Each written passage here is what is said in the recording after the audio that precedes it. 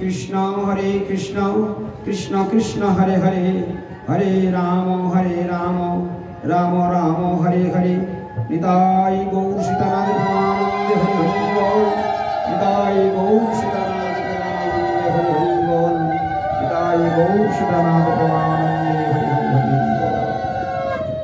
सर्वज्ञ परमाराध्यतम श्री श्री गौरी गुरुवर्गेर श्रीपाद पद्मे अलौकिक कृपा भक्ति प्रार्थना करी। आज আমরা সোমনাথ প্রভুর বাসভবনে আমতলা 2 নম্বর সোমনাথ প্রভুর ছোট কন্যার অন্নপ্রাশনকে কেন্দ্র করে মধ্যাহ্নকালীন সময় আমরা কিছু ভক্ত ভগবানের কথা কীর্তন মুখে শ্রবণ করে আত্মস্মরণ করবার প্রয়াস করছি। আজকে বড় সৌভাগ্য যে একটা অনুষ্ঠানকে কেন্দ্র করে আমরা ভগবানের কথা শ্রবণ করবার সুযোগ পেয়েছি। শ্রীমদ্ ভাগবতে বলছেন কো বা ভগবতস্তস্য পুণ্য শ্লোকেড্য কর্মণ ন শৃণুয়াৎ যশো কলিমলাপহম। শ্রীমদ্ ভাগবতে 60,000 ঋষির মধ্যে অন্যতম শৌনক মুনি তিনি সুত গোস্বামীপাদকে লক্ষ্য করে এই শিক্ষাটির কথা বললেন। মুনি ঋষিগণের হৃদয়ে যেন জুড়ে রয়েছে সর্বদাই ভগবত চেতনা, সর্বদাই তারা ভগবত চেতনায় উদ্ভাসিত হয়ে রয়েছেন, সর্বদাই তাদের হৃদয় ভগবানকে বেঁধে রেখেছেন ভক্তির দ্বারা। যার হৃদয় মন সর্বদাই ভগবত চেতনায় উদ্ভাসিত থাকে, ভগবান তাকে কোনোদিন ভোলেন না, আর তিনিও ভগবানকে কোনোদিন ভুলতে পারেন না। শাস্ত্রে বর্ণনা আছে যে হৃদবাগ বহুভীর্বিদ ধন্যমস্তে, কায় মনোবাক্যে যারা ভগবানের চরণে শরণ গ্রহণ করে হরি আরাধনা করছেন সংসারী তারাই কেবলমাত্র মহা মহা মহা ভাগ্যবান।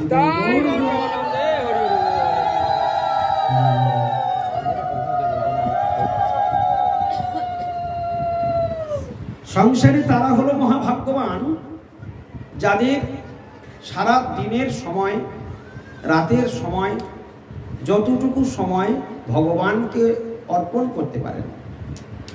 সময়টা যে আমাদের হাতে বড় কম, ক্ষণিক সময়। ভাগবত এ কথা বলেছেন দুর্লভ মানুষ দেহ দেহিনাং ক্ষণভ। এইখানেই বলে দিলেন যে এ জীবন ক্ষণস্থায়ী, বেশিক্ষণ নয়, যে কোনো মুহূর্তে তাসের ঘরের মতো ভেঙে পড়বে। দুর্লভ মানুষ দেহ কিন্তু দেহিনাং ক্ষণভঙ্গ। সেই ক্ষণভঙ্গুর সময় অর্থাৎ অল্প সময়ের মধ্যে যে কোনো মুহূর্তে এই সংসারের আশা ভরসা ভালোবাসা প্রীতি সব ধ্বংস হয়ে যাবে, সেকেন্ডের মধ্যে ধূলিসাৎ হয়ে যাবে। এই আছে এই নাই, এমন একটা পরিস্থিতির মধ্যে, এমন একটা বাস্তবতার মধ্যে দিয়ে আমরা চলছি যেখানে কোনো স্থিরতা নেই, কোনো গ্যারান্টি নাই, যে কোনো মুহূর্তে সব চলে যাবে। বলছে সেই ক্ষণভঙ্গুর জীবনে আরেকটা দুর্লভ ব্যাপার হলো যে বৈকুণ্ঠ প্রিয় দর্শন। ক্ষণক্ষণ সময়ে যেটুকু আমরা বাঁচবো ওইটুকুর মধ্যে যদি কোনোদিন কোনো ভাগ্যে কারো সাধুর সঙ্গে দেখা হয়, সেটাই হলো সব থেকে ওর থেকে বড় ভাগ্য। সাধুর সঙ্গে দেখা হলে কি হয়? সাধুর সঙ্গে দেখা হলে সাধু আমাদের জীবনের সব থেকে বড় কাজটা করে দেয়। সাধুর সঙ্গে দেখা না হওয়াটা দুর্ভাগ্যের পরিচয়, সাধুর সঙ্গে দেখা হওয়াটা সৌভাগ্যের পরিচয়। সাধুর সঙ্গে দেখা হওয়া যে একটা সৌভাগ্য, সেটা কি করে বুঝবো? বলে ভাগবতে নবযোগেন্দ্রের অন্যতম ঋষি তিনি এই কথা বললেন যে তত্রাপি দুর্লভং মন্যে বৈকুণ্ঠ প্রিয় দর্শন। এই শ্লোকটার মধ্যে দুটি দুর্লভের কথা আছে। কোথায় এই শ্লোকটা আলোচনা হয়েছিল? নিমি মহারাজের রাজসভাতে নবযোগেন্দ্র এসেছিল। নবযোগেন্দ্রকে প্রশংসা করতে গিয়ে নিমি মহারাজের মুখ থেকে এই শ্লোকটা বেরিয়ে এসেছিল। নিমি মহারাজ এই কথাটা বলেছিলেন, বৈষ্ণব আসলে বৈষ্ণবকে প্রশংসা করতে হয়, বৈষ্ণবের যশগান করতে হয়। ভগবান যেমন যশযোগ্য স্তুতিযোগ্য, তুমি প্রভু নব মনসা। ভগবান যেমন স্তুতির যোগ্য, ভগবানের ভক্ত প্রিয় বৈষ্ণব জন স্তুতির যোগ্য। স্তব স্তুতি যদি ভগবানকে করো, তোমার ভাগ্যের দরজা খুলবে। আবার যদি তুমি ভগবানের প্রিয়জনের স্তব স্তুতি করো, তাহলে তোমারও ভাগ্যের দরজা খুলবে, এতে কোনো সন্দেহ। এই জন্য স্তুতিযোগ্য তুমি প্রভু নবগণসেন। ভগবানের স্তব স্তুতি যেমন গুরুত্বপূর্ণ, ভক্তের যশগান, গুরু বৈষ্ণবের যশগানও ওই রকম গুরুত্বপূর্ণ।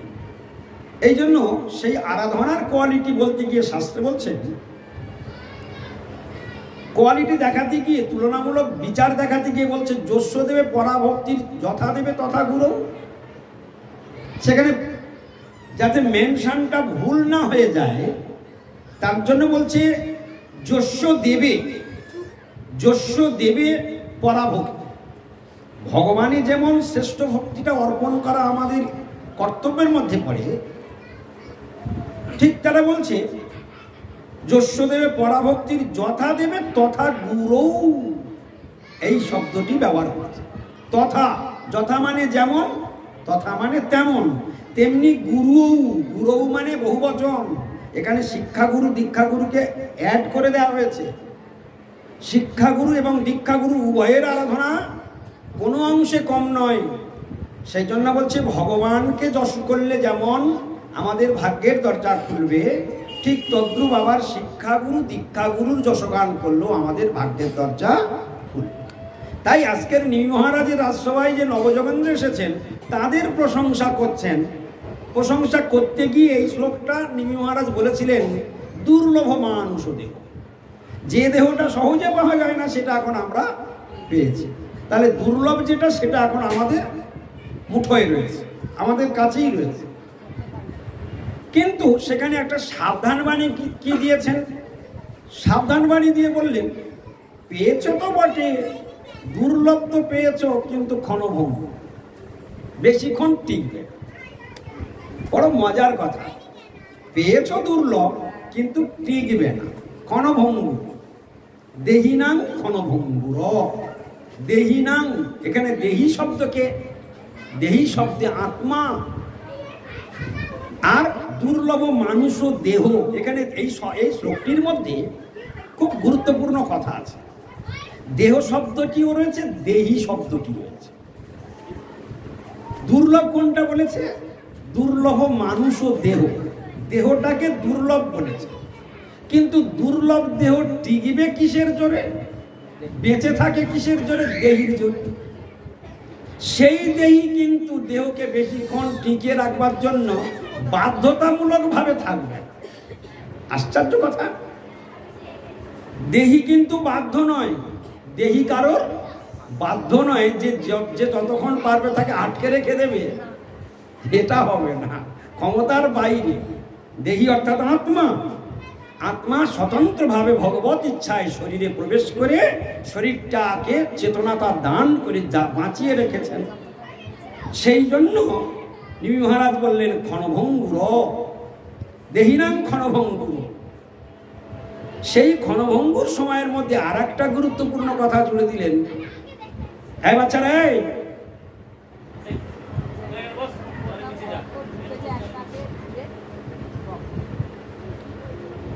দেহিনাং ক্ষণভঙ্গুর, অর্থাৎ ওই আত্মারা, ওই আত্মাগুলো যে দেহিনাং বহুবচন, অর্থাৎ এই সংসারে যত মানব শরীরে যতগুলি আত্মা রয়েছে তারা কিন্তু যে কোনো মুহূর্তে, দেহ থাকলেই তো স্বামী থাকবে, স্ত্রী থাকবে, পুত্র থাকবে, কন্যা থাকবে, বাবা থাকবে, মা থাকবে, একটা জড়জাগতিক সম্পর্কের মধ্যে সবাই আমরা আবদ্ধ হয়ে থাকবো, এবার জাঁকিয়ে সংসার।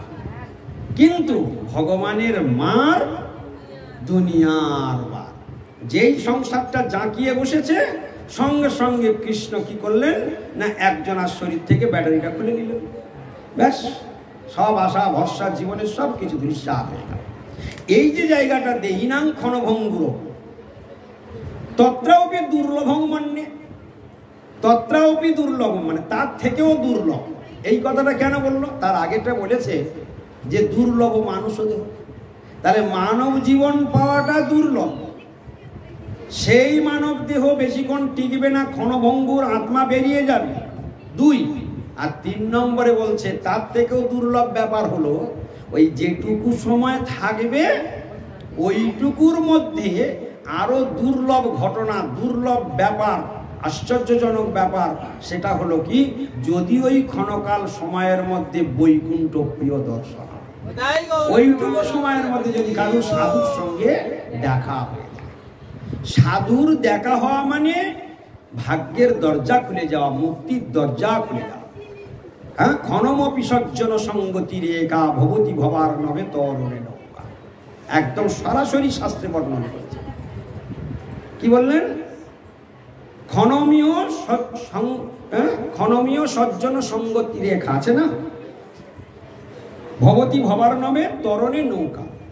যদি ক্ষণকাল সাধুর সঙ্গে দেখা হয়, হ্যাঁ, ক্ষণকাল যদি সাধুর সঙ্গে দেখা হয়, ওই বৈকুণ্ঠ প্রিয় দর্শন। ক্ষণমপি সজ্জন সঙ্গতি রেখা ভবতি ভবার নবে তরণে নৌকা। এ ভব সমুদ্র উত্তরণের নৌকা স্বরূপ, ওত স্বরূপ, বন্দর স্বরূপ স্বয়ং সাধুগণ। সাধুগণ কোনো কম সম্পত্তি নন। সাধু হচ্ছে সমাজের একটা বৃহৎ সম্পত্তি, যে সম্পত্তি থাকলে স্বয়ং ধরিত্রী দেবী গর্ব অনুভব করেন। জগতে যদি সাধু বিচরণ করেন, ধরিত্রী দেবী গর্ব অনুভব করেন। কিন্তু পাপীরা যখন সেই তাঁর বক্ষের উপরে বিচরণ করে বেড়ায়, তখন ধরিত্রী দেবী ক্রন্দন করেন, তিনি ব্যথা পান, তিনি কষ্ট পান। কারণ পাপীদের ভার তাকে ভারাক্রান্ত করে রাখে, কষ্টের মধ্যে থাকে ধরিত্রী দেবী। তাই জগৎ থেকে যদি একটা সাধু কখনো দেহ রাখে, ধরিত্রী দেবীর পর্যন্ত কষ্ট হয়। আমরা কাঁদি না, একজন সাধু চলে গেলে আমরা সাধুর মর্যাদা বুঝি না, তাই কাঁদি না। কিন্তু একটা সাধু চলে গেলে ধরিত্রী দেবীর বড় কষ্ট। কেন? তিনি থাকলে তার পক্ষে তিনি বিচরণ করতেন, তার চরণধূলি, তার গঙ্গা, তার মানে তার যে পবিত্রতা, সেই পবিত্রতা বলে তিনি যেখানেই যাবেন ধরিত্রী দেবীর পাপকে তিনি ধ্বংস করতে করতে যাবেন। কেন? দর্শনে পবিত্র করো এই তোমার। উনি যেখানে যাবেন পাপীদেরকে দর্শন দেবেন, পাপীরা পাপ ধৌত হয়ে যাবে, আর আমার পাপের ভার হালকা হয়ে যাবে। তাহলে সাধু বেঁচে থাকলে ধরিত্রী দেবীর লাভ না লোকসান? হ্যাঁ, দর্শনে পবিত্র করো এই তোমার গুণ। সাধুর এত ক্ষমতা রয়েছে।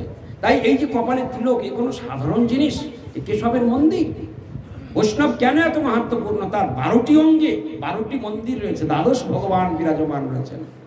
সেই 12 মন্দির যুক্ত, দেব মন্দির যুক্ত স্বয়ং বৈষ্ণবের শরীরটাই স্বয়ং মন্দির স্বরূপ, স্বয়ং বৃন্দাবন স্বরূপ, চলন্ত তীর্থ স্বরূপ। বৈষ্ণবের শরীরটা হচ্ছে চলন্ত তীর্থ। হ্যাঁ, বৈষ্ণবের শরীর হচ্ছে চলন্ত তীর্থ। আমরা সবসময় শুনে থাকি তীর্থ তীর্থের জায়গায় বসে আছে। বৃন্দাবন তোমার বাড়িতে আসবে না তোমাকে পবিত্র করবার জন্য, পুরী ধাম, নবদ্বীপ ধাম তোমাকে পবিত্র করবার জন্য তোমার বাড়িতে আসবে না। কিন্তু চলন্ত তীর্থ বৈষ্ণব কিবা করে তোমার বাড়িতে চরণ ধুলি দিলে, তোমার যেই চৌকাটের মধ্যে পাটা দেবে, সঙ্গে সঙ্গে তোমার গৃহটা একদম পবিত্র হয়ে যাবে।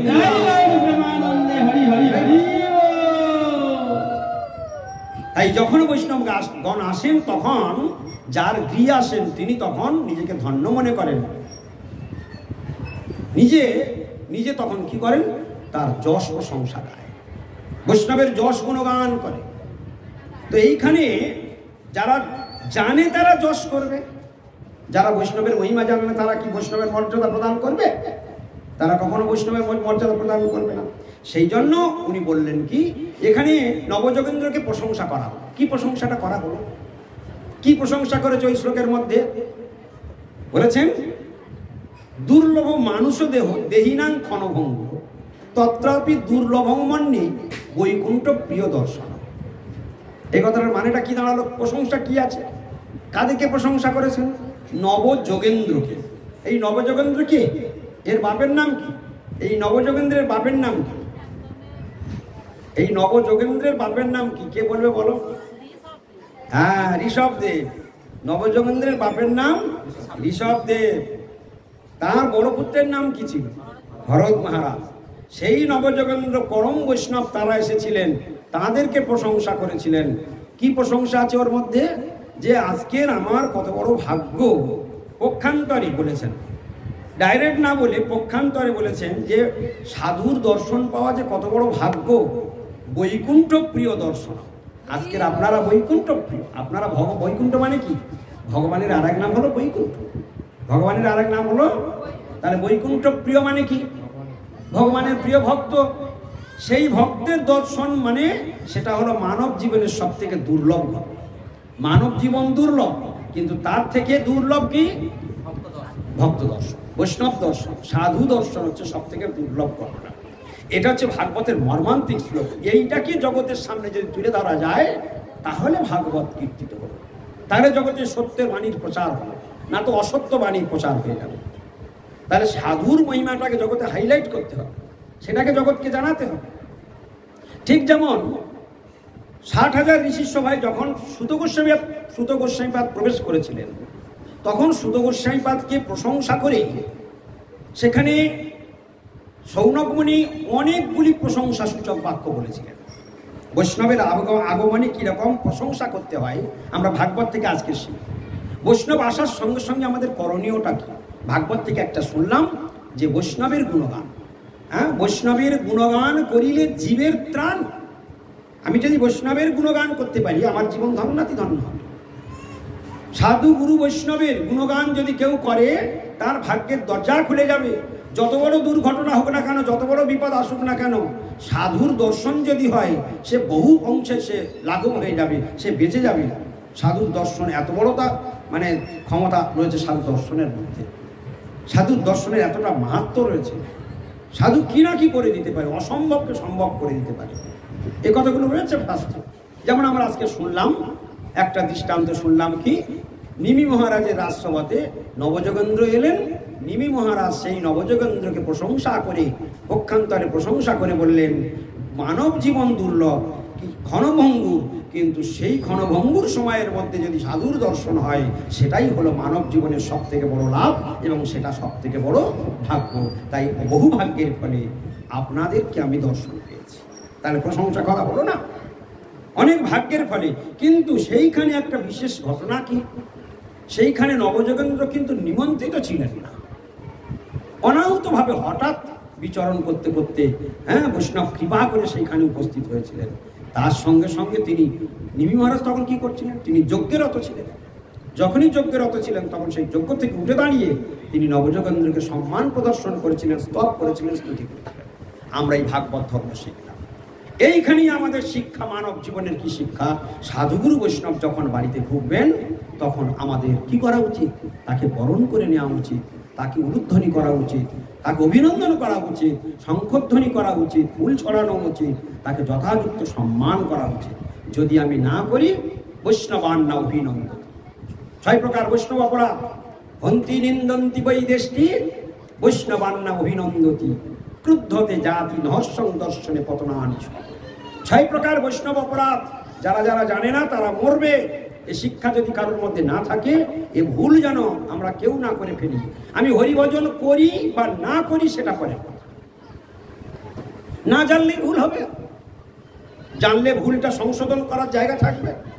এই জন্য শিক্ষাটা হলো সব থেকে বড় জিনিস, যেটা নিত্যানন্দ প্রভু বললেন, বলো কৃষ্ণ, ভজ কৃষ্ণ, করো কৃষ্ণ শিক্ষা। কৃষ্ণ শিক্ষা প্রতিটা মানবের জীবনে একটা ভাইটাল পয়েন্ট। ইটকাট পাথরের বিদ্যা শিখে তুমি এমন কিছু আহামরি কিছু করতে পারবে না। তুমি ভূগোলে বড় অনার্স নিয়েছো, তুমি অঙ্কে অনার্স পেয়েছো, তুমি ইংলিশতে অনার্স পেয়েছো, তুমি কেমিস্ট্রিতে অনার্স করেছো, তুমি অনেক বড় ডিগ্রি অর্জন করেছো, ওই ডিগ্রি তোমাকে বাঁচাতে পারবে না। জম তোমাকে ঠ্যাঙে দড়ি বেঁধে পিটতে পিটতে নিয়ে চলে যাবে। ওই ডিগ্রি তোমাকে কেউ আটকাতে পারবে না। ওই ডিগ্রির দ্বারা তুমি সরকারের একটা চাকরি পেতে পারো, সুন্দরী একটা স্ত্রী পেতে পারো, একটা ফ্ল্যাট বাড়ি পেতে পারো, কিন্তু তুমি জমের হাত থেকে নিজেকে বাঁচাতে পারবে না। সেই জমের হাত থেকে বাঁচাবার জন্য একমাত্র জমেরও জম যদ বিভেতি স্বয়ং ভয়ম আপন্ন সংস্কৃতি ঘনাম জন্যাম বিবশ গৃণাম তত সত্য বিমোচ্যত যদ বিভেতি স্বয়ং ভয়ম। কালেরও কাল, মহাকাল, কালকে দেখে সারা জগৎ ভয় পায়, কিন্তু সেই কালও যাকে দেখে ভয় পায়, যত বিভেতি স্বয়ং ভয়ম। যত বিভেতি স্বয়ং ভয়, স্বয়ং নিজেই ভয়ে ভীত হয়ে যায় যাকে দেখে। তাহলে মহাকালের মহাকাল হলেন ভগবান, যাকে দেখে সারা ত্রিভুবন কাঁপে। যখন কত বড় সুন্দর ঘটনা দেখুন, কালচক্র ডরায় দেখিয়া কৃষ্ণদাস, কালচক্র ডরায় দেখিয়া কৃষ্ণদাস, কৃষ্ণদাসকে দেখে গায়ের লোম শিরোটা কথাই সব। কৃষ্ণদাস, ভগবান এখন দূরে থাক, কৃষ্ণের দাসকে দেখে কালচক্র পর্যন্ত ভয়ে ভীত হয়ে আটকে ওঠে। কত সুন্দর দৃষ্টান্ত। যেদিন জয়দ্রথকে বধ করবার জন্য দৃষ্টান্ত চলে আসছে, জয়দ্রথ কোন প্রসঙ্গে কথাটা আসছে? যদ বিভেতি স্বয়ং ভয়, যাকে দেখে স্বয়ং মহাকাল পর্যন্ত ভীত হয়ে যায়। কালেরও কাল, ভগবান ইচ্ছা ব্যতীত গাছের পাতা নড়ে না। শুনুন, আমরা তো শুধু বাহ্যিকভাবে দর্শন করি, শাস্ত্রীয় সিদ্ধান্ত বোধ যদি ভিতরে না থাকে, জীবনে তোমার মনুষ্যত্ব ফিরে আসবে না। ইটকাট পাথরের বিদ্যা শিখি তুমি দাম্ভিক হতে পারবে, তুমি অহংকারী হতে পারবে, হ্যাঁ, তুমি অনেক কিছু ইনকাম করে ধনী হতে পারবে, কিন্তু তুমি কোনোদিন যশস্বী হতে পারবে না। যে যশস্বী তুমি হয়েছ ওতে জমের পেটন খাওয়ার জন্য যথেষ্ট হবে, কিন্তু তুমি ফুলের মালা তোমার গলায় কেউ পরাবে, ফুলের মালা তোমাকে কেউ পরাবে না। তুমি আসলে কেউ শঙ্খধ্বনি করবে না। বৈষ্ণব গেলে শঙ্খধ্বনি হবে, বৈষ্ণব গেলে উলুধ্বনি হবে, বৈষ্ণব গেলে তার আদর অভ্যর্থনা হবে। আর তুমি পার্টির নেতা হলে কি হবে? তোমার একটা ফুলের মালা জুটতে পারে, কিন্তু উলুধ্বনি তোমার জন্য, শঙ্খধ্বনি তোমার জন্য নয়। কি ঠিক কিনা? এই জন্য সেটা বাহ্যিক সম্মান, তাও আবার ওর মধ্যে স্বার্থ আছে। দাদার গলায় যদি মালাটা পরাই, যদি আমার ঘরটা পাস করে দেয়, গৌর প্রেমানন্দে হরি বল, ঠিক কিনা? কিন্তু বৈষ্ণবদের এইরকম মালা পরানো ওই উদ্দেশ্য নয়। যদি বৈষ্ণবের কৃপা হয়, আমি যদি গোবিন্দের চরণে ভক্তি লাভ করতে পারি, আমার জীবনটা ধন্য হয়ে যায়। এই জন্য বৈষ্ণব অভিনন্দন, বড় শাস্ত্রে একটা মানে মারাত্মক একটা ভক্তির অঙ্গ বৈষ্ণবকে অভিনন্দন করা। বৈষ্ণব যেন কোনো প্রকার অসন্তুষ্ট না হয়ে যায়। যা কিছু করব সবসময় যেন বৈষ্ণবের যশ প্রশংসা, বৈষ্ণবের কৃপা। দেখুন, কালের কাল, মহাকালের কথা একটু মনে পড়ে গেল, সেটা একটু আস্বাদন করি। দেখুন, স্বয়ং ভগবানকে দিকে কিরকম কাল পর্যন্ত ডরায় দেয়। অভিমন্যু বধ হলো, অর্জুনের মাথা গরম হয়ে গেল, হঠাৎ প্রতিজ্ঞা করে বসলো। কে মেরেছে জানতে পারলো, জয়দ্রথ চক্রব্যূহের দ্বারের দাঁড়ি হয়েছিল। আমি ছিলাম না। 4 ভাইকে পরাজিত করবার জন্য শিবের কাছ থেকে একদিনের জন্য বর পেয়েছে, একদিনের জন্য বর লাভ করেছে। শিবকে আরাধনা করেছিল জয়দ্রথ। আরাধনা করে শিবজি যখন দর্শন দিলেন, তখন জয়দ্রথকে বলছে, শিবজি তুমি কি জন্য আমার আরাধনা করেছো, বলো কি চাও তুমি? প্রভু, আমি একটা বর চাই। কি বর? আমি পঞ্চপাণ্ডবকে পরাজিত করতে চাই। বলে, ওটা তো হবে না। দেখুন, ভগবানের ভক্ত কিরকম, শিবজি এসে বলছে ওটা হবে না। বলছে না, ওই বর ছাড়া আমি কিচ্ছু চাই না। তখন বলছে, বর ঠিক আছে, তাই এক কাজ করো, একদিনের জন্য তুমি 4 জন পাণ্ডবকে হারাতে পারবে, এই বর দিতে পারি, কিন্তু পঞ্চপাণ্ডব নয়। অর্জুনকে তুমি হারাতে পারবে না। অর্জুনের বাদে 4 জন পাণ্ডবকে একদিনের জন্য হারাতে পারবে, এই বরটা দিলেন। জয়দ্রথ বলেন, তাই হোক। বলে সেইটুকুই নিলেন। আর যেদিন চক্রব্যূহ রচনা করেন, সেদিন সুদামার সঙ্গে যুদ্ধ করতে করতে ভগবান শ্রীকৃষ্ণ অর্জুনকে বহুদূর নিয়ে চলে গেছেন প্ল্যান মাফিক। গোবিন্দ সব জানতেন, আজকে চক্রব্যূহ রচনা হবে, আজকের অভিমন্যু বধ হবে, গোবিন্দ সব জানতেন। তবু অর্জুনকে নিয়ে চলে যাচ্ছে, কারণ পূর্বভাবে সব কিছু খাটানো আছে। এরাও জানে যে একদিনের জন্য চক্রব্যূহের তারা 4 পাণ্ডব আছে। অর্জুন যদি চক্রব্যূহ ভেদ জানে, তো অর্জুন যদি চলে গেল, তাহলে চক্রব্যূহ ভেদের আর 4 ভাইয়ের কারোর যোগ্যতা নেই। তার 4 ভাইয়ের যখন যোগ্যতা নেই, ওই 4 ভাইকে জয়দ্রথ একদিনের জন্য পরাজিত করতে পারবে, শিবের বর আছে। তাহলে ওই চক্রব্যূহের দ্বারের দাঁড়ি করে দাও জয়দ্রথকে। আর আজকের এরা 4 পাণ্ডব কেউ যুদ্ধ করে পারবে না। যুধিষ্ঠিরকে বন্দী বানিয়ে নিলে যুদ্ধ 18 দিনের যুদ্ধ আর লাগবে না, সব যুদ্ধ শেষ হয়ে যাবে। হ্যাঁ, কত প্ল্যান মাফিক কাজ করেছে, কিন্তু রাখে হরি, মারে কে? মারে হরি, রাখে কে? এই জন্য হরি আমাদের জীবনের একমাত্র ভরসা। যার হরির প্রতি বিশ্বাস নেই, তার জীবনটা 16 আনাই বৃথা। হরি ছাড়া যার, হরি হরি বিনা কোনো গতি নাই। তুমি যে কথা শুনছো, এই যে শুনতে পাচ্ছ, এটাও হরি তোমার হৃদয়ে বসে আছে। তুমি যে ছাদে পর্যন্ত হেঁটে উঠতে পেরেছো, এটাও হরি আছে বলে তুমি উঠতে পেরেছো। তুমি যত কিছু ভাবছো সেটুকুও পাচ্ছ কৃষ্ণের জন্য। তাই কৃষ্ণকে বাদ দিয়ে তোমার জীবনটাই সম্পূর্ণ অসম্পূর্ণ। কৃষ্ণ আছে, তোমার জীবন সম্পূর্ণ। কৃষ্ণ নাই, তোমার জীবন সম্পূর্ণ অসম্পূর্ণ, পুরোটাই অসম্পূর্ণ। তো সেই যে যুধিষ্ঠির মহারাজ, এরা পঞ্চপাণ্ডব হেরে গেলেন, সারাদিন যুদ্ধ করলেন, এবং সেই যুদ্ধে অভিমন্যু, আমি আর নতুন করে গল্প বাড়াবো না, শুধু এইটুকু আপনাদের জানাই যে অভিমন্যু সেই দিন চক্রব্যূহের হাব জানতো, প্রবেশের হাবটা জানতো, অর্থাৎ প্রবেশটা জানতো, নির্গমনটা জানতো না। এখন সেটা যুধিষ্ঠির মহারাজ যখন শিবিরে গালে হাত দিয়ে চিন্তায় রত যে আজকের অর্জুন চলে গেল আর আজকের চক্রব্যূহ ভেদ রচনা হলো, তখন কি দাঁড়ালো? তখন অভিমন্যু গিয়ে বললো, হে জ্যেষ্ঠতা, তো আমি জানি, তুমি কি করে জানলে? তখন বললেন, মায়ের গর্ভে আমি ছিলাম, তখন পিতা মাকে এই কাহিনী শোনাচ্ছিলেন, তো আমি নির্গমনটা পুরোটা শিখেছি। আর যখন বহির্গমনটা বলছেন সেই সময় মা ঘুমিয়ে পড়েছে, আমিও ঘুমিয়ে পড়েছি, আমার পরেরটা জানা হয়। যখন যুধিষ্ঠির মহারাজ বললেন, ঠিক আছে বাবা, তুমি চক্রব্যূহটা ভেদ করো, আমি ভীম, অর্জুন, আমি ভীম, নকুল, সহদেব, আমরা চারজন মিলে জয়দ্রথকে আমরা ছত্রভঙ্গ করে দেবো, তুমি নিশ্চিন্তে থাকো বলে সেখানে দায়িত্ব নিয়ে প্রবেশ করলেন। অভিমন্যুর এত পরাক্রম, কেউ তার কাছে ঠেক পাচ্ছে না। বড় বড় মহামহারথী পর্যন্ত অভিমন্যুর কাছে ঠেক পাচ্ছে না। শেষকালে এই বিক্রম দেখাতে পারলে তাহলে সব তো তছনছ করে দেবে, অভিমন্যু একাই শেষ করে দেবে। তখন তারা যুদ্ধের নিয়ম ভেঙে, এক রথীর সঙ্গে এক রথী যুদ্ধ করার নিয়ম আছে, সব ভেঙে চুরমার করে দিয়ে 7 জন রথী মিলে একত্রিত হয়ে একজন শিশুকে হত্যা করলেন। এটা পূর্ব পরিকল্পিত। ভগবান কি জানতেন না? কৃষ্ণ কি জানতেন না আজকের অভিমন্যু বধ হয়ে যাবে? সবই জানতেন, কিন্তু এটা ভগবানের ইচ্ছার বিরুদ্ধে একটা জগতে পাতাও নড়বে না। জানতে হবে, এগুলো বিশ্বাস করতে হবে। শেষ পর্যন্ত সেই সন্ধ্যায় যখন অর্জুন ফিরে আসলেন, সব ঘটনা শোনার পরে হঠাৎ মাথা গরম। এই জন্য হঠাৎ হঠাৎ যারা রেগে যায় তারা ভুলভাল সিদ্ধান্ত নিয়ে ফেলে। কি সিদ্ধান্ত নিয়ে নিল? ক্রোধের বশে বলে দিল, জয়দ্রথ মেরেছে, ঠিক আছে, কালকে সূর্য অস্তের পূর্বেই যদি জয়দ্রথকে আমি মারতে না পারি, তাহলে আমি নিজেই অগ্নি সমাধি নিয়ে নেব। যখনই এই কথাটা মুখ থেকে বলে দিয়েছেন, গোবিন্দ তখন অর্জুনকে প্রচুর ভর্ৎসনা করলেন। অর্জুনকে ভর্ৎসনা করলেন। কি কারণে ভর্ৎসনা করলেন? বলছে, অর্জুন, তোমাদের এই যে ক্ষত্রিয়ের এই একটা দোষ, তোমাদের ক্ষত্রিয়দের এই একটা দোষ, যখন তখন যা তা মুখে আসে সঙ্গে সঙ্গে প্রতিজ্ঞা করে থাকে। তোমরা কি এটা জানো না, এ বিশ্ব সংসারে যা কিছু ঘটবে সব বিধির বিধানে নির্মিত হয়ে আছে? তুমি প্রতিজ্ঞা না করলেও জয়দ্রথের যদি কালকে মৃত্যু লেখা থাকে, কালকেই জয়দ্রথ মরবে। তুমি প্রতিজ্ঞা করলেও কালকে জয়দ্রথ মরবে, এটাই ঠিক। কিন্তু তোমার প্রতিজ্ঞাটা কি, যদি আমি মারতে না পারি তাহলে আমি অগ্নি সমাধি নিয়ে নেব। তুমি তোমার মৃত্যুকে তার সঙ্গে ইচ্ছা করে তুমি জড়িয়ে দিচ্ছ। তাহলে এই বুদ্ধিগুলো, হঠকারিতা বুদ্ধিগুলো তোমরা কেন করো?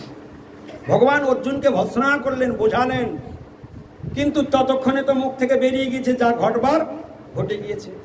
এবারে পরের দিনে যুদ্ধ আরম্ভ হয়ে গেছে। এখন বেলা গড়িয়ে যাচ্ছে, আর প্ল্যান কি হয়েছে? কালকে সবাই মিলে আমরা শুধু অর্জুনকেই আটকাবো, আমরা অন্য কোনো রথীর সঙ্গে যুদ্ধ করব না। আমাদের সকলের কাজ হবে সন্ধ্যার পর অর্জুন নিজে থেকেই মরবে, ওর মারতে হবে না, শুধু আটকাতে পারলেই হবে। সূর্যটা ডুববে, অর্জুন নিজে অগ্নি সমাধি নিয়ে নেবে। কুরুক্ষেত্রের যুদ্ধ, অর্জুন মরে গেল মানে কুরুক্ষেত্রের যুদ্ধ শেষ হয়ে গেল। তাহলে কালকেই তার সমাধান হবে। প্ল্যান মাফিক ও শিবিরেও প্ল্যান হয়ে গেল, এ শিবিরে প্ল্যান হয়ে গেল। 2 শিবির চিন্তায় আছে, কিন্তু ভগবান চিন্তামণি যে স্বয়ং সেই যুদ্ধের মধ্যে একজন সদস্য হয়ে দাঁড়িয়ে রয়েছে। রাখে হরি, মারে হরি, রাখে কে? এখন ঘটনাটা কি দাঁড়ালো? এদিকে যুদ্ধ যখন আরম্ভ হয়ে গেছে, বেলা গড়িয়ে যাচ্ছে, সব রথী এক এক কত যুদ্ধ করবে একা? সমস্ত রথী তো অর্জুনকে আটকাচ্ছে, সমস্ত রথী অর্জুনকে আটকাচ্ছে। এই করতে করতে করতে করতে শেষ পর্যন্ত দেখা গেল বৈকাল যখন 4টা বেজে গিয়েছে, সেই সময় অর্জুন আর যুদ্ধে আর মন বসছে।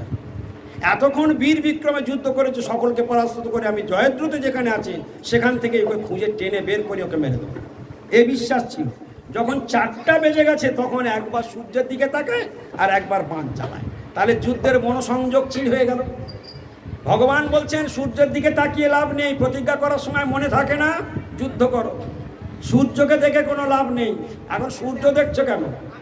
হ্যাঁ, তুমি তো মারবে বলে প্রতিজ্ঞা করেছো, মারো এখন, থাকাও সব প্রতীকে থাকাও। ভগবান বলছে সূর্য দেখে কোনো লাভ নেই, কিন্তু হবে কি, প্রাণের ভয় সকলের আছে ভাই।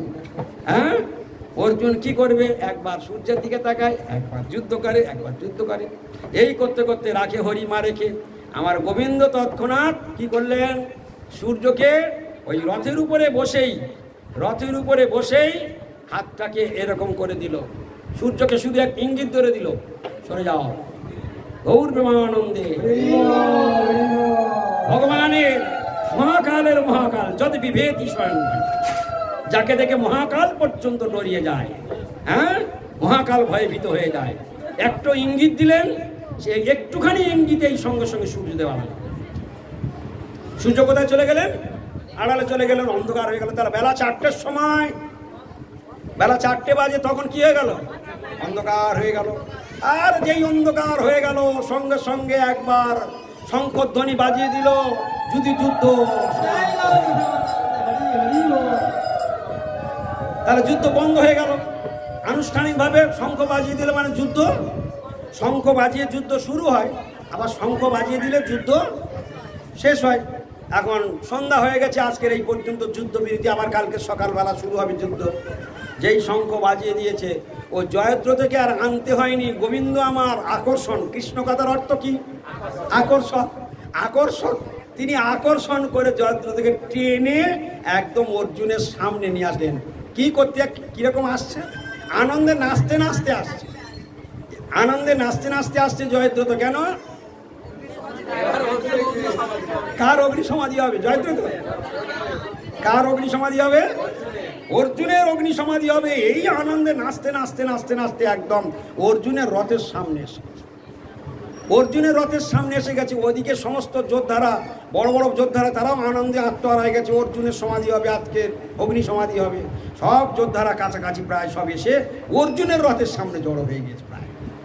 এইবার কি হয়েছে, যেই না এরকম জয়দ্রথ সামনে এসেছে, তখন কৃষ্ণ অর্জুনকে বলছেন, সব্যসাচী তোমার সামনে এসে গিয়েছে জয়দ্রথ, সাবধান, রেডি হও, তুমি রেডি হও মারবার জন্য। এই বলতে বলতে যেই জয়দ্রথ এসে গিয়েছে, গোবিন্দ আমার অঙ্গুলি হেলনে সূর্যকে বললেন, বেরিয়ে এসো, গৌর প্রেমানন্দে। যেই না এরকম দেখিয়েছে, সঙ্গে সঙ্গে সূর্যদেব একবার বৈকাল 4টের সময় একদম মানে জ্বলন্ত রোদে একদম পুরো একদম বেলা, এত বেলা এখন, হাই হাই কি করে মেঘ হলো, কি করে আড়াল হয়ে গেল, আমরা মনে করলাম সন্ধ্যা হয়ে গেছে। এইবার অর্জুন দিশার, অর্জুন তো এত কিছু বুঝতে পারিনি, ও জানে যে এবার আমার মৃত্যু, অর্জুনও জানে আমার মৃত্যু আজকে নিশ্চিত, কিন্তু অর্জুন এবার দিশাহারা হয়ে গিয়েছে। ওরা যেমন দিশাহারা, এরাও সব দিশেহারা। এই হলো ভগবান, এই হলো কৃষ্ণ, এই হলো গোবিন্দ। জগতের মানুষ শাস্ত্র পড়ে কিন্তু গোবিন্দকে চিনতে পারে না। তার অঙ্গুলি হেলনে কি হয়, কোথা থেকে এলো, যদ বিভেতি স্বয়ং ভয়ং, যাকে দেখে স্বয়ং মহাকাল পর্যন্ত ভীত হয়ে যায়। এ জগতের একটা মানুষের, টাটাকে ধরে নিয়ে এসো, রিলায়েন্সের মালিককে ধরে নিয়ে এসো, বিড়লার মালিককে ধরে নিয়ে এসো, আরো বড় বড় যত কোম্পানি, কোটি কোটি টাকার উপরে যারা শুয়ে রয়েছে, তাদেরকে বলো তুমি এক সেকেন্ডকে পিছিয়ে দাও, তোমার কত টাকা আছে সব টাকা দিয়ে তুমি সূর্যদেবকে 2 সেকেন্ড পিছনে নিয়ে এসো, কে পারবে? হ্যাঁ, তাহলে কোটিপতিরা কেউ পারবে সূর্যকে 1 সেকেন্ড পিছিয়ে আনতে? 1 সেকেন্ড গতি তার কেউ রোধ করতে পারবে না। আর আমার গোবিন্দ রথের উপরে বসে কি করলো, কি করলো, ইশারা করলো, ইশারা করলো, প্রণাম করে লুকিয়ে পড়ল, ইশারা করলো, বেরিয়ে এলো। যার অঙ্গুলি হেলনে অনন্ত কোটি বিশ্ব ব্রহ্মাণ্ড চলে, এই হলো কৃষ্ণ, এই হলো পরমেশ্বর ভগবান, এই হলো গোবিন্দ। সঙ্গে সঙ্গে অর্জুনকে বললো, অর্জুন মারো, আর দেরি করো না। জয়দ্রথ তখন ছটফট করছে, এবার কোথায় পালাবে, মারো সঙ্গে সঙ্গে জয়দ্রথকে। কিন্তু অর্জুনকে বলে দিল, অর্জুন সাবধান, জয়দ্রথের মুন্ডু যেন মাটিতে না পড়ে। জয়দ্রথের মুন্ডু যদি মাটিতে পড়ে, তোমার মুন্ডু চলে যাবে সঙ্গে সঙ্গে। তাহলে কি করব, এমন বাণ নিক্ষেপ করো, ওর পিতা জঙ্গলের মধ্যে বনের মধ্যে বসে তপস্যা করছে, এই মুন্ডু গিয়ে তার পিতার করে পড়বে, এইরকম বাণ নিক্ষেপ করো, আর তবে তুমি বাঁচবে। সঙ্গে সঙ্গে সেই মন্ত্রপুত করে এমন বাণ মারলেন, জয়দ্রথের মুন্ডু উড়ে যাচ্ছে। সবাই দেখছে জয়দ্রথের মুন্ডু উড়ে যাচ্ছে, কোথায় যাচ্ছে কেউ জানে না, গোবিন্দ জানে আর অর্জুন জানে, যেহেতু অর্জুনকে বলে দিয়েছে। একদম সেই মুন্ডু, জয়দ্রথের মুন্ডু গিয়ে ওর বাবা ধ্যানে আর রত আছে, যেই মুন্ডুটা কোলে হঠাৎ আচমকা পড়েছে, ওর বাবা আটকে উঠে সঙ্গে সঙ্গে মুন্ডুটা নিয়ে এরকম মাটিতে ফেলে দিয়েছে। যেই মাটিতে ফেলে দিয়ে সঙ্গে সঙ্গে জয়দ্রথের বাবা শুদ্ধ পর্যন্ত ধ্বংস হয়ে গেছে। গৌর রাখে হরি একসঙ্গে কজনকে মারলো, বাপকেও মারলো, বেটাকেও মারলো, আর ভক্তকে রক্ষা করলো। অথচ প্রতিজ্ঞা করেছিল অর্জুন, রাখে হরি মারে কি, মারে হরি। এই ভগবানকে দেখে যদি কারোর ডর না হয়, এই ভগবানকে যদি ভালোবাসতে না ইচ্ছা হয়, আমরা আমাদের স্বামী যার গলায় মালা দিয়েছি তার উপর ভরসা করবো, ওই আমার জীবন, ওই আমার বাঁচাবে। তা তোমার ক্যান্সারটা হোক, তোমার স্বামী কি করে তোমার বাঁচাবে? তোমার করোনা হলে, তোমার পজিটিভ করোনা হলে তোমার ধারে বাড়ে যাবে না, বাঁচানো তো দূরের কথা, কি ঠিক কিনা? আবার সেই স্বামী ক্যান্সার হলে এই জন্য জগতে রাখবে যে তার চরণে শরণ গ্রহণ কর। ভগবান বিনা গতি নাই, গতি নাই, গতি নাই। এই কথাটা কে বলেছিলেন? এই যে যার জন্য আমরা লীলাটা শুনলাম। তাহলে বৈষ্ণবগণ যদি গৃহে আসে তাহলে কি করা উচিত? বৈষ্ণবগণ যদি গৃহে আসে আমাদের কি করা উচিত? অভ্যর্থনা, এ ভুল যেন কোনোদিন না হয়ে যায়। যদি তুমি একাকী, একাকী আমার নাহি পায় বল, হরিনাম সংকীর্তনে। এখন বাড়িতে বৈষ্ণব এসেছে, আমি তো একা, বলি একা যদি হও তাহলে তুমি একবার শাঁখের ভোঁক দাও, তুমি একবার উলু দাও, তুমি যতটা সামর্থ্য আছে তুমি করে নাও, তোমার কাজটা। চাচা আপন প্রাণ বাঁচা। আর কি করা যায়? মিষ্টি কথা, হ্যাঁ, আসুন আসুন প্রভু, কি সৌভাগ্য আমার, মিষ্টি কথা। এখানে টাকা পয়সার এখন কোনো দরকার নেই, ঘরে আসন আছে, একটু বসতে দেওয়া, একটু মিষ্টি কথা বলা, এগুলো সব অভ্যর্থনার মধ্যেই পড়ে, এগুলো সব অভ্যর্থনার মধ্যেই পড়ে যায়।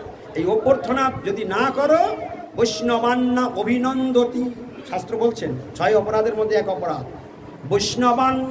বৈষ্ণবান ন অভিনন্দতি। বৈষ্ণবগণকে যদি অভিনন্দন না করা হয় তাহলে সেটা কিসে পর্যবসিত হবে? কিন্তু জগতের মানুষের সামনে যখন বৈষ্ণব দেখা হয়, যারা জানে না তারা কি বৈষ্ণবদের এরকম অভিনন্দন করবে? করবে না, ন্যূনতম প্রণামটুকুও করবে না।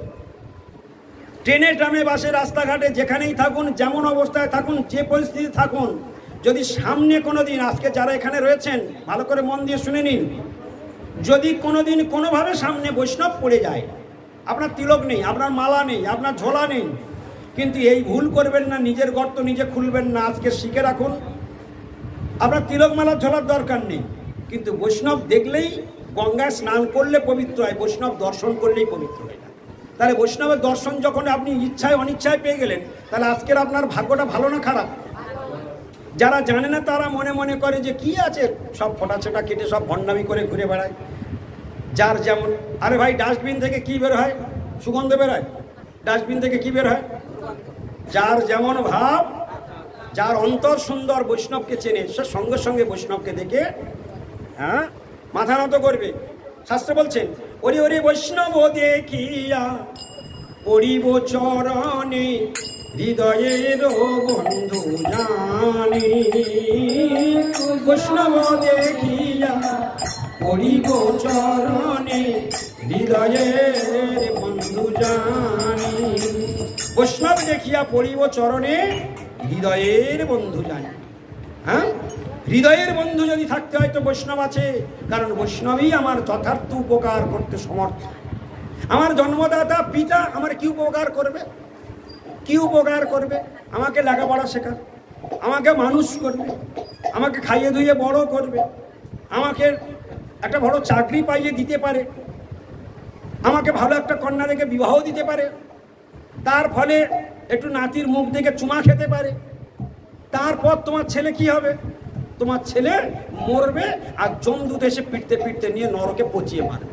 তোমার বাবা জন্ম দিল, জন্ম তো ছাগলেও দেয়, জন্ম তো শুয়োরেও দেয়, জন্ম তো পাখিও জন্ম দেয়, বাচ্চা জন্ম দেয়।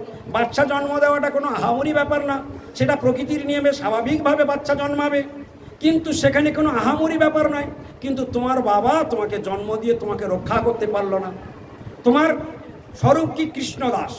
আমাদের প্রত্যেকের স্বরূপ হলো কৃষ্ণদাস। কৃষ্ণের দাসত্ব যদি তোমার বাবা করাতে পারে তাহলে তোমার বাবা প্রকৃত বাবা।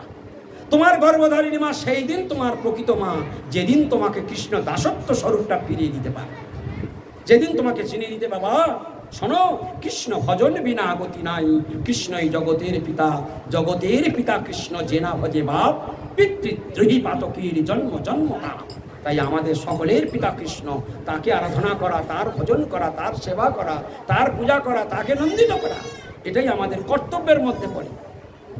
কিন্তু হায়রে কপাল মন্দ, ছোটবেলা থেকে এমন শিক্ষা আমাদের কেউ কোনোদিন দেয় না, কিন্তু এই মানব জীবনটা আর সহজে পাবে না। ওই জন্য নিমি মহারাজ এই কথা বলেছিলেন, বৈকুণ্ঠ প্রিয় দর্শন। মানব জীবনে যদি কোনোদিন কোনো ভাগ্যে বৈষ্ণবের সঙ্গে দেখা হয়, তার ভাগ্যের আর কোনো সীমা নাই, তার ভাগ্য কোনোদিন প্রশংসা করে শেষ করা যাবে না। যদি কোনোদিন শাস্ত্রে এরকম বলছি, বৈষ্ণব দর্শনের কি মহিমা আছে? বৈষ্ণব দর্শনের মহিমা বলতে গিয়ে বলছে, ভ্রমিতে ভ্রমিতে, কিরকম মহিমা শুনো, বৈষ্ণব দর্শনের মহিমা শুনো। ভ্রমিতে ভ্রমিতে যদি দেখে কৃষ্ণদাস, সেই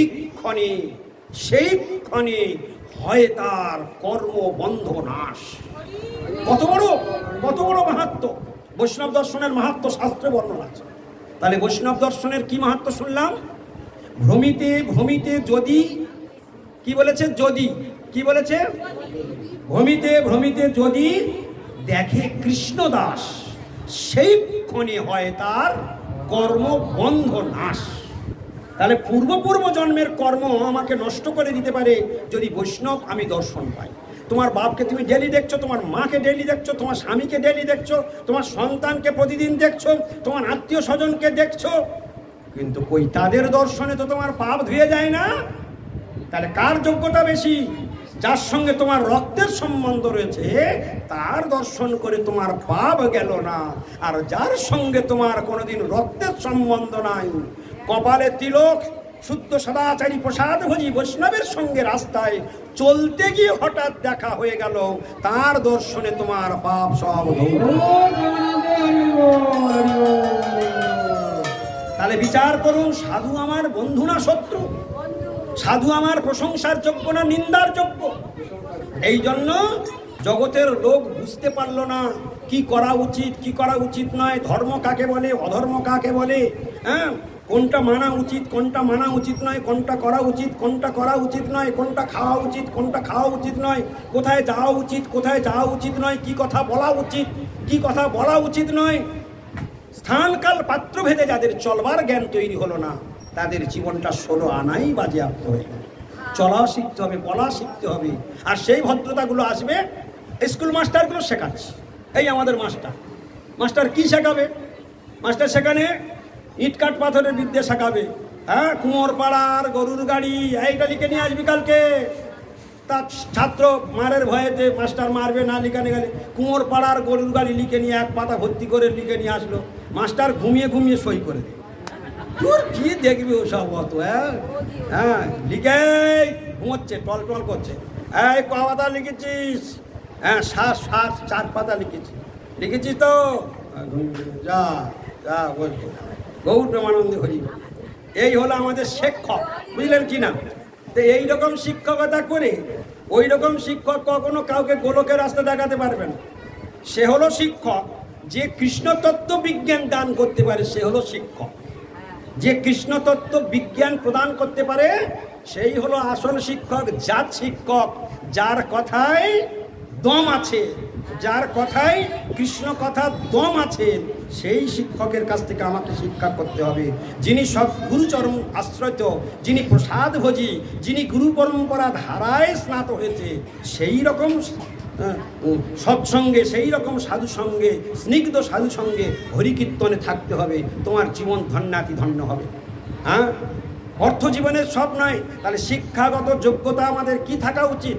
যতই শিক্ষাগত যোগ্যতা আমরা থাক না কেন, যতই শিক্ষিত হই না কেন, যতই টিউশনি করি না কেন, বাস্তব সম্বন্ধে দেখা গেল যে যারা আমার আত্মীয় স্বজন বলে আমরা মনে করি, এই আত্মীয় স্বজনের থেকে সব থেকে বড় আত্মীয় হলো বৈষ্ণব ঠাকুর, সাধুই হলো আমার জীবনের সব থেকে বড় আত্মীয়।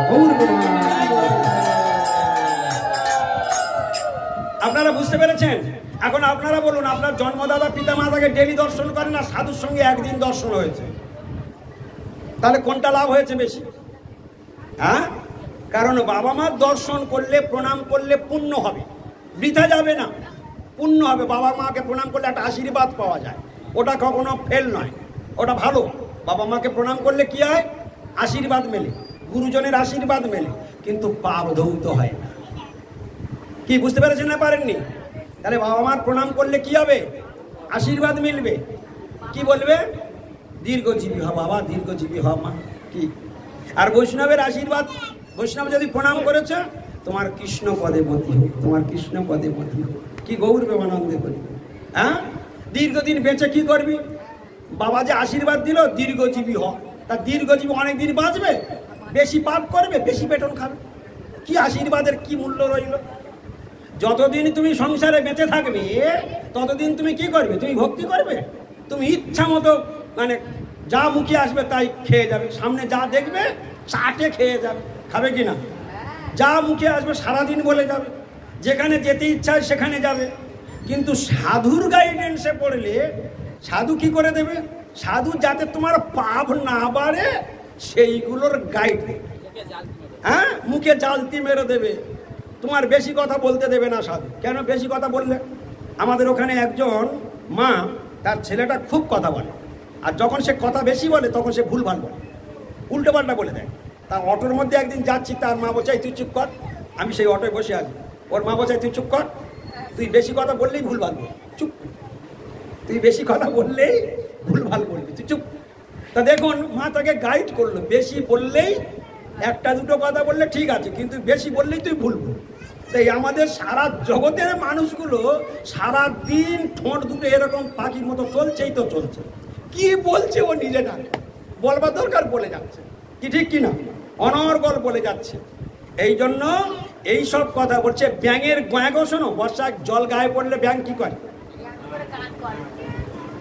বর্ষার জল যখন ব্যাঙের গায়ে পড়ে তখন ব্যাঙ তখন কি করে? যাদের মাঠের ধারে বাড়ি তারা বুঝতে পারে কত ধানে কত চাল। হ্যাঁ, কি অপূর্ব ডাক। হ্যাঁ, সারা রাত গান শুনতে পারবে, কোনো অসুবিধে নেই, আর কি সুন্দর কান ভরে যাবে একদম, বুঝলে কি না? তা যাই হোক, এই যে ব্যাঙের গ্যাঁগো, ব্যাঙের গ্যাঁগো এটা একটা খুব মূল্যবান শিক্ষা।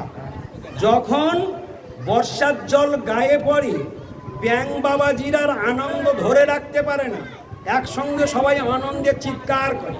আর সেই সুযোগে কি করে, কালকেউটো সাপ, সেও পাশের গর্তে 7 দিন বেচারি না খেয়ে পড়েছে।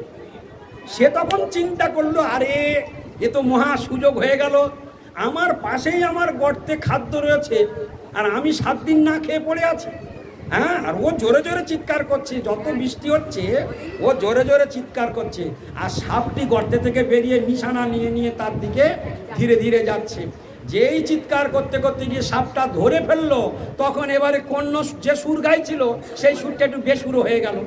আনন্দের সুর গাইতে গাইতে সঙ্গে সঙ্গে কি ক্রন্দনের রাগিনী বেজে উঠল। হ্যাঁ, এবার মৃত্যু যন্ত্রণার কান্না আরম্ভ হয়ে গেল। তা কাল সাপকে কে ডেকে নিয়ে আসলো? কাল সাপকে নিজেই ডেকে নিয়ে আসলো। এই সংসারের মানুষ যখন সংসারে শুধু খাওয়া মাখা পড়া ছাড়া আর অন্য কোনো চিন্তা করে না, সেই কথাগুলো বলে, ওইটা হলো ব্যাঙের গ্যাঁগো গ্যাঁগো ডাক। আর এদিকে তখন কাল সাপ আসছে। কাল সাপ কোনটা? মৃত্যুরূপ কাল সর্প আসছে, প্রতি সেকেন্ডে টিক টিক টিক টিক এই সাপ আগিয়ে আসছে। কাল সর্পরূপ মৃত্যু আমার দিকে আসছে, এসেই এই সংসারে গ্যাঁগো করছে, আর এমন সময় আমাকে গ্রাস করে নিয়ে চলে গেল। বলো হরি হরি। হ্যাঁ, আর ওদিকে যমরাজ পেটন, যমরাজ এরকম পালাবার পথ নাই, এসব শোনে, সব জানে, কিন্তু ভাবে না।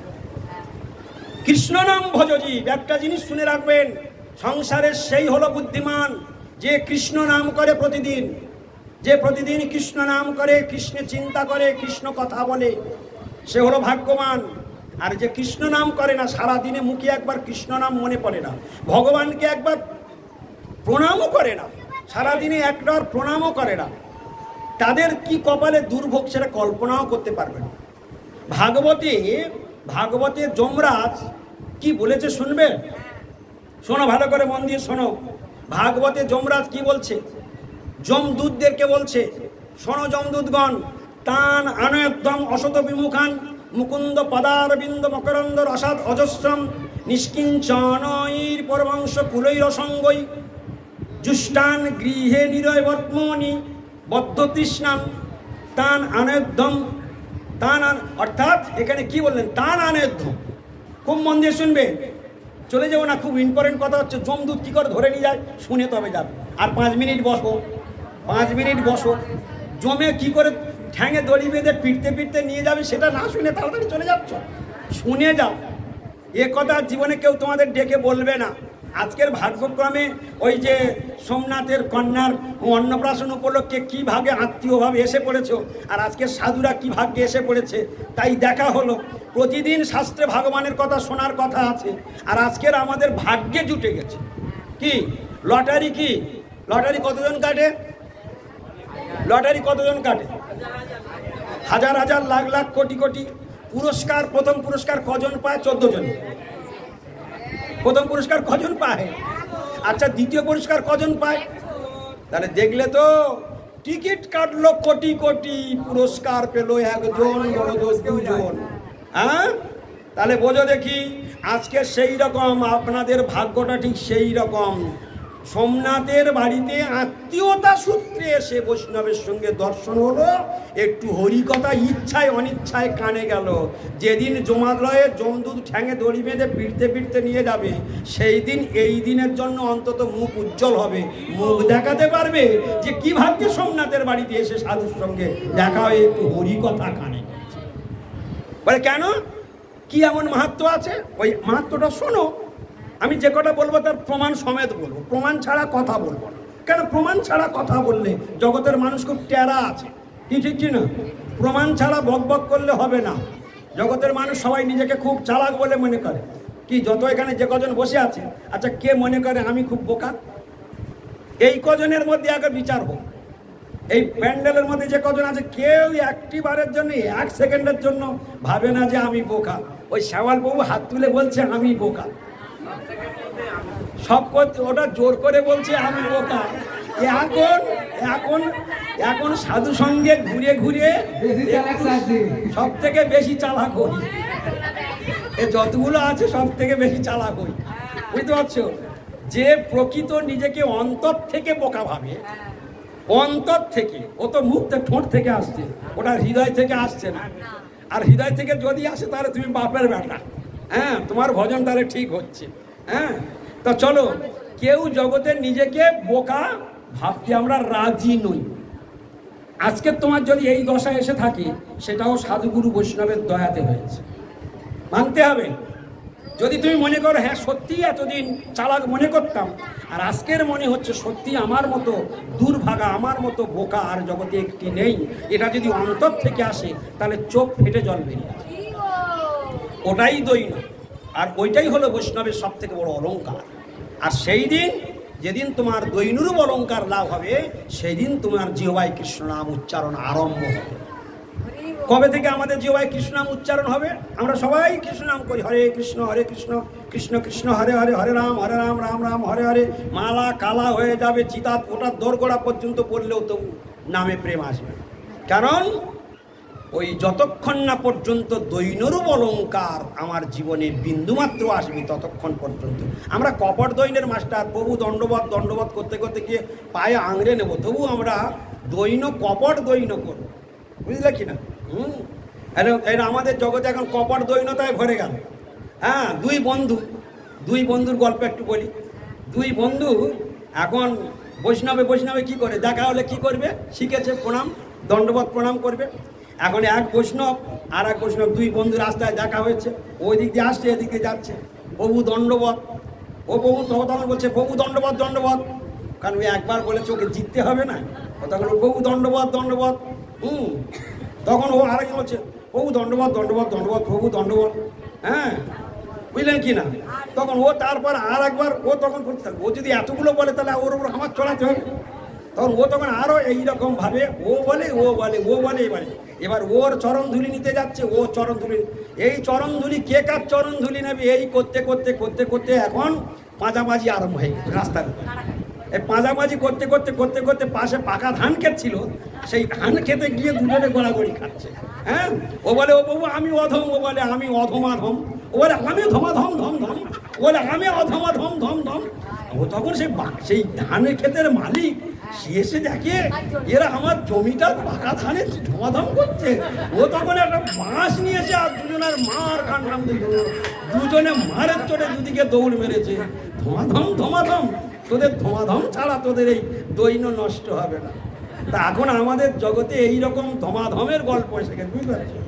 এখন কপট দৈন্য, মৌখিক দৈন্য চলছে, আর অন্তরের দৈন্য যেদিন প্রকৃত দৈন্য হবে না সেদিন চোখের জল আর ধরে রাখতে পারে, সেদিন চোখের জল আর বাঁধ মানবে না। তুমি রুখতে চাইলেও ও আর রুখতে পারবে না। ওই হলো দৈন্য, ওই হলো আমি সব থেকে নিকৃষ্ট। ওই জায়গা থেকে যে হরিনাম শুরু করবে তার জিহ্বাতে শুদ্ধ হরিনাম উচ্চারণ হবে। আর শুদ্ধ হরিনাম কি করবে? শুদ্ধ হরিনামের এতটা ক্ষমতা রয়েছে, একবার কৃষ্ণ নামে যত পাপ করে পাপীর সাধ্য নাই তত পাপ করে। তার বাস্তব অর্থ রূপ গোস্বাইপাদ বললেন, যদ ব্রহ্ম সাক্ষাৎ কৃতনিষ্ঠ আপি বিনা সময় হাতি বিনা ন ভোগই অপৈতি নাম স্ফুরণ তত্ত্বে প্রারব্ধ কর্মেতি বিরৌতি বেদ। বলছে কি? যদ ব্রহ্ম সাক্ষাৎ কৃতনিষ্ঠ আপি। ভালো করে মন দিয়ে শুনবেন। ভজন করছেন যারা, ভজন পথে যারা আসেনি তাদের কথা আলাদা, যারা ভজন পথে এসেছেন খুব ভজন করছেন, যদ ব্রহ্ম সাক্ষাৎ কোথায় ঠেলে দিল? ওদিকে তাকাবে না, ওদিকে কেউ তাকাবে না, এদিকে এই দরজার দিকে।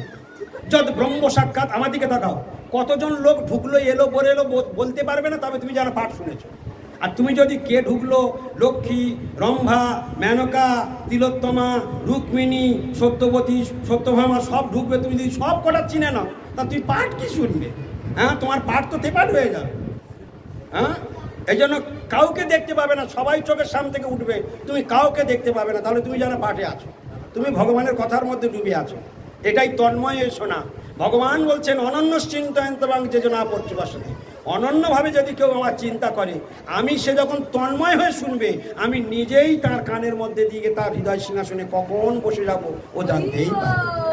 হ্যাঁ, একদম এ কোনো বানানো গপ্প যে তন্ময় হয়ে হরিকথা শুনবে, কোনো দিকে তার ধ্যান থাকবে না, হরি কথায় ডুবে যাবে।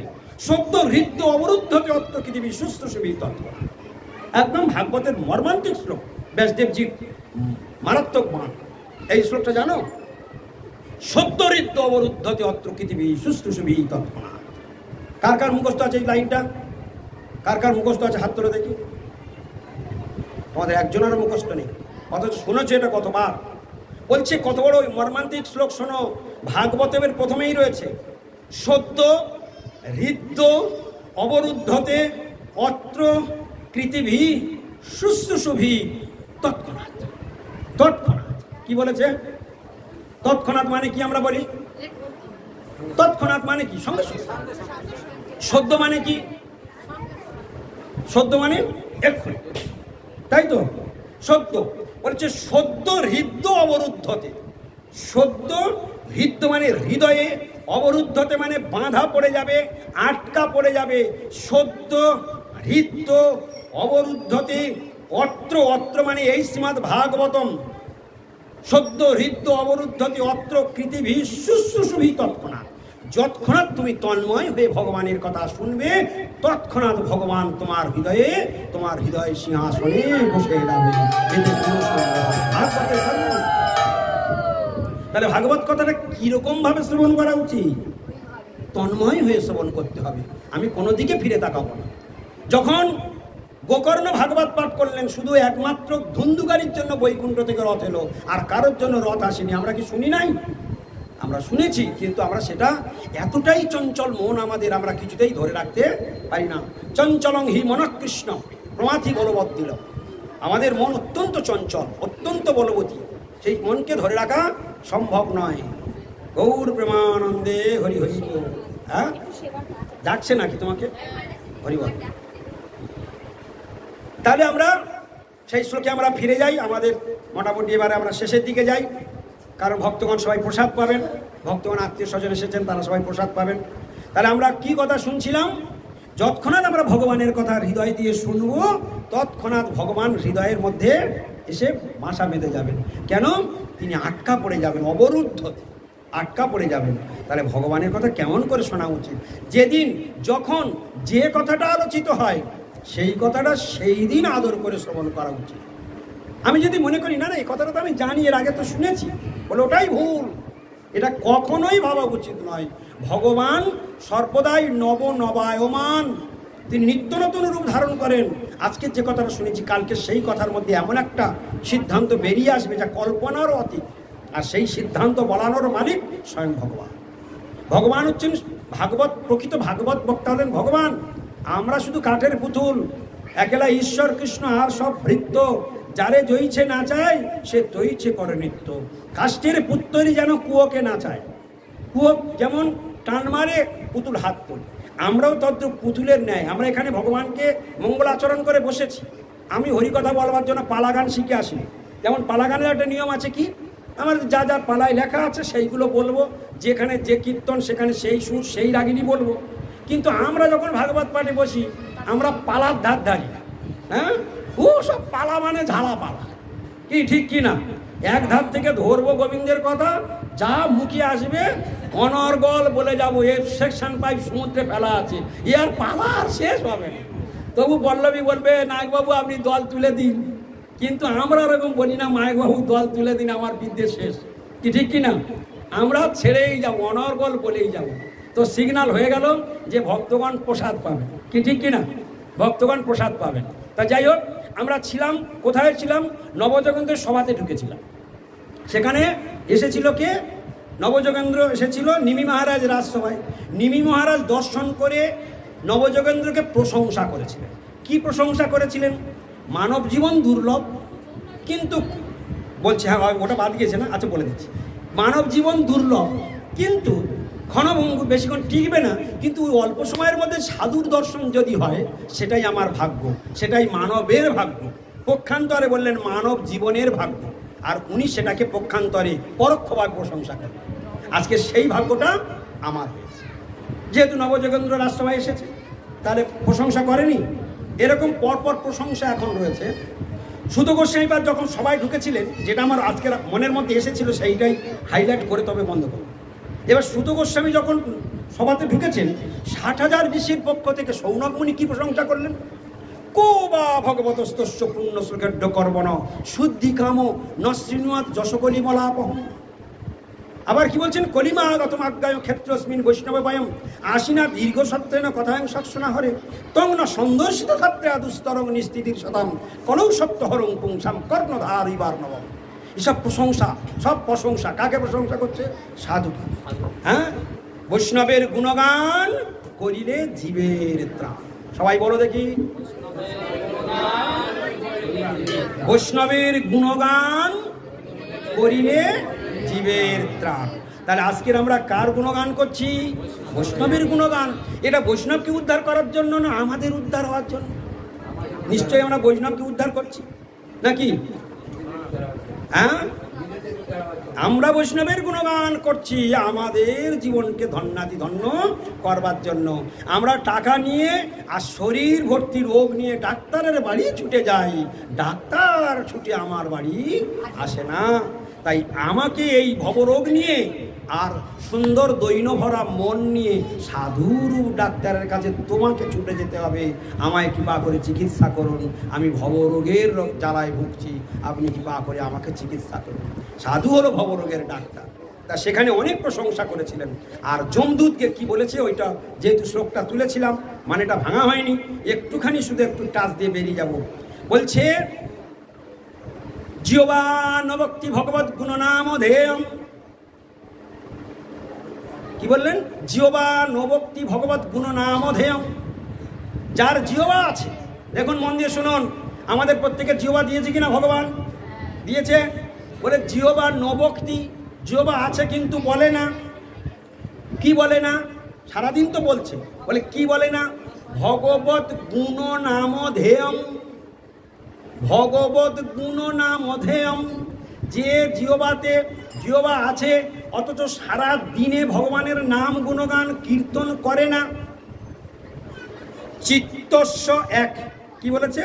জিহ্বা আছে কিন্তু ভগবানের নাম গুণগান কীর্তন করে না। দ্বিতীয় বলছে চিত্তস্য ন স্মরন্তি তচ্চরণারবিন্দম। এই মনটি, যার মন আছে, প্রত্যেকের মন আছে, কিন্তু সেই মন, যার মন ভগবানের চরণ চিন্তা করে না। দুই, মন দিয়ে শুনবেন, তাহলে দুটো হয়ে গেল, আমি জিজ্ঞাসা করবো এক্ষুনি। এক নম্বরে কি বলেছে? জিহ্বা। দু নম্বরে বলেছে মন। তিন নম্বরে কি বলছে? তিন নম্বরে বলছে কৃষ্ণায় ননমতি যস্যির একদাপি। কৃষ্ণায় ননমতি যৎশির, যৎশির মানে মস্তক, যৎ মানে যার, যৎশির একদাপি, একবারও যার মস্তক ভগবানের চরণে প্রণাম করলো না। আর কি বলছে? যৎশির একদাপি, যার শির একবার প্রণাম করলো না। আর কি বলছে? তানানয়দ্যম অসত অকৃত বিষ্ণু কৃত্যান। 4 নম্বরে বললেন অসত, যে অসৎ ব্যক্তি ভগবান বিষ্ণুর সুখের জন্য, ভগবান বিষ্ণুর কৃষ্ণের প্রীতির জন্য একদিনের জন্য কোনো বাড়িতে অনুষ্ঠান আচরণ করলো না, আচার অনুষ্ঠানহীন ব্যক্তি, তান আনয়ত্থম, তাকে আমার কাছে ধরে নিয়ে এসো। তাহলে কাদের কাদের ধরে নিয়ে যেতে বললো? 4টে পয়েন্ট এখানে বলা হয়েছে, আরো আছে, তবে আমি শুধু 4টে বলে শেষ করছি। যমরাজ একদম সরাসরি যমদূতদেরকে ট্রেনিং দিয়ে দিলেন। জিহ্বা আছে, কৃষ্ণ নাম করে না, তান আনয়ত্থম এক। মন আছে, হৃদয় আছে, কিন্তু ভগবান চিন্তা, ভগবানের তচ্চরণারবিন্দ, ভগবানের ওই দুটি রাঙা চরণ চিন্তা করে না, তাকে ধরে নিয়ে এসো আমার কাছে। আর তিনি কি বলেছে? মাথা থাকা সত্ত্বেও যে একবারও একদাপি, কি বলেছে? একবারের জন্য যার মস্তক ভগবান কৃষ্ণের চরণে নত করলো না, তান আনয়ধ্বম, তাকে ধরে নিয়ে এসো আমার কাছে। আর কাকে বলেছে? কোনদিন ভগবানের সুখের জন্য, এই শব্দটা ব্যবহার করতে হবে, ভগবান বিষ্ণুর প্রীত্যার্থী। শব্দটা কি? ভগবান কৃষ্ণ বা বিষ্ণুর প্রীত্যার্থী, প্রীতিযুক্ত অর্থে, প্রীত্যার্থী, তার সুখের জন্য কোনদিন যে বাড়িতে অনুষ্ঠান করে না, তান আনয়ধ্বম, সেই অসৎ ব্যক্তি যে অকৃত বিষ্ণু কীর্তন, অকৃত বিষ্ণু কীর্তন করে না। অকৃত মানে করে না, বিষ্ণু কীর্তন, বিষ্ণুর উদ্দেশ্যে কর্ম করে না। এই জগতের লোকগুলো কি করে? কালী পূজা করবে, লক্ষ্মী পূজা করবে, দুর্গা পূজা করবে, বট ঠাকুরের পূজা করবে, শীতল মার পূজা করবে, বন বিবির পূজা করবে, মা বিশ্বহরির পূজা করবে, হ্যাঁ, ওলাই চণ্ডীর পূজা করবে, ষষ্ঠীর পূজা করবে, সব পূজা করবে, কিন্তু যে বাঁচাবে তার পূজা করবে। হ্যাঁ, তো যাই হোক, কাদের ধরে নিয়ে আসবে সেটা শোনা হলো তো। হরে কৃষ্ণ। তাহলে এই পর্যন্ত হরিকথা বিশ্রাম থাক। হ্যাঁ, আর কার প্রশ্ন আছে? এই যতক্ষণ যে পাঠ হলো তার মধ্যে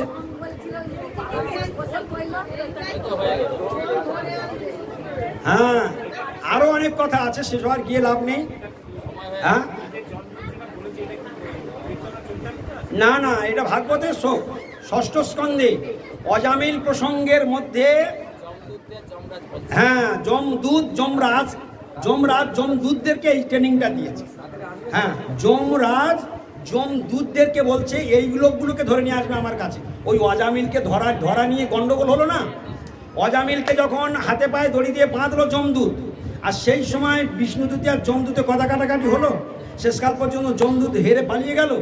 সেইখানে যমরাজকে যখন ঘটনা গিয়ে বলল, তখন যমরাজ এই ঘটনাগুলো বলেছিল এই ভুল আর কোনোদিন করবে না। কাদের কাদের নিয়ে আসবে তুমি দেখে নাও। গৌর প্রেমানন্দে হরি বল। বাঞ্ছা কল্পতরু বৈষ্ণব কৃপা সিন্ধু বৈবচ পতিতানাং পাবনেভ্যো বৈষ্ণবেভ্যো নমো নমঃ।